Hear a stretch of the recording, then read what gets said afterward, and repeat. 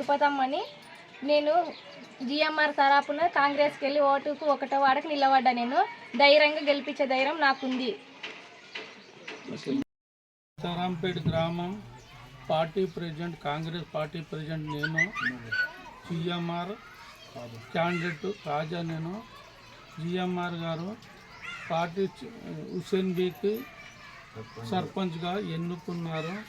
మేమంతా కలిసి ప్రజల గురించి వాడవాడ అందరితో తిరిగి భారీ మెజార్టీ ఘనాయిజంతో సాధించి సార్తో పోయి మేము బహుమానంగా తీసుకుపోయి సార్కి ఇచ్చి సార్తో ప్రతి అభివృద్ధి గురించి పనులు తీసుకొచ్చి ఇండ్లైనా పింఛన్లైనా ప్రతి ఒక్కటి మేము సీసీ రోడ్లైనా ఏవైనా కూడా ప్రతి సందు ఒక్క పని కూడా లేకుండా మేము ఘనైజంగా పనులు చేస్తాం. ఇంతవరకు 10 ఏళ్ళకి వెళ్ళి టీఆర్ఎస్ ప్రభుత్వం ఉండే, కానీ ఎలాంటి పని అభివృద్ధి జరగలేదు, పనులు కూడా కాలేదు.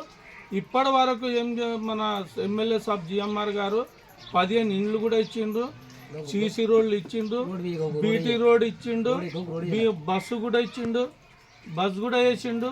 అన్ని దానిలకు అభివృద్ధి చెందుతూనే ఉంది.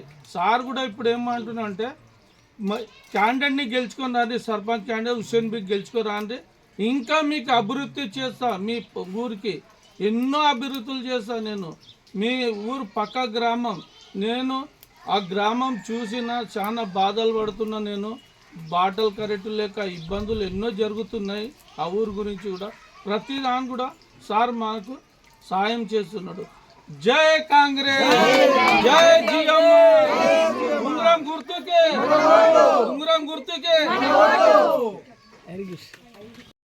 నా పేరు హుసేన్ బి, సీతారాంపేట గ్రామంలోకి వెళ్ళి సర్పంచ్కి ఎన్నుకున్నారు. సర్పంచ్ జిఎంఆర్ సార్ నాకు సర్పంచ్కి వెళ్ళి ఎన్నుకున్నారు. మేము సర్పంచ్కి ఎన్నుకున్నందుకు మేము సర్పంచ్ పని చేసి అభివృద్ధి చేసి మేము పని చేయడానికే సిద్ధంగా ఉన్నాము, గెలిపించడానికే సిద్ధంగా ఉన్నారు మా వాళ్ళు. మేము చేయడానికి కూడా సిద్ధంగా ఉన్నాము. మాకు చెయ్యాలి అని కూడా మాకు ఎన్నుకున్నారు. జిఎంఆర్ సార్ అయితే ఎన్నుకున్నాడు. ఆ జిఎంఆర్ సార్కి వెళ్ళి మేము గెలుచుతాము, పని చేయడానికే సిద్ధంగా ఉన్నాము.